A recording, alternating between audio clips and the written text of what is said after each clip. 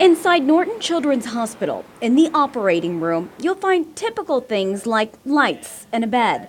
There's also something here that a lot of people play with. It's just a standard controller, and one joystick will move you up and down and left and right, and the other one will move you forward and back and rotate.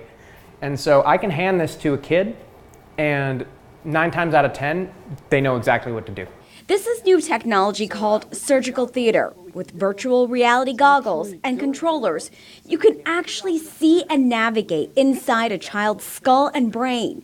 It allows doctors, patients, and their families understand things like tumors and lesions through a 3D view. This is a patient who has a lesion in the bone behind his eye.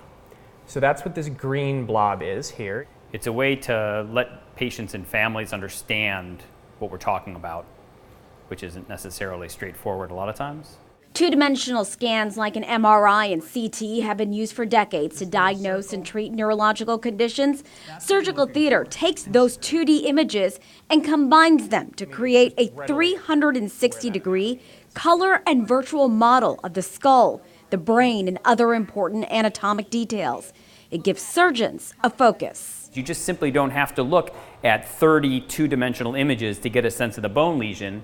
You can look here and just see in green where the bony lesion is in respect to the brain. It gives doctors a chance to practice a procedure before they enter the OR, helps define issues, and it gives their patients and families a chance to understand a condition from the inside out by giving them things they're familiar with. You put the goggles on a kid and you give them the joystick, they just dig it.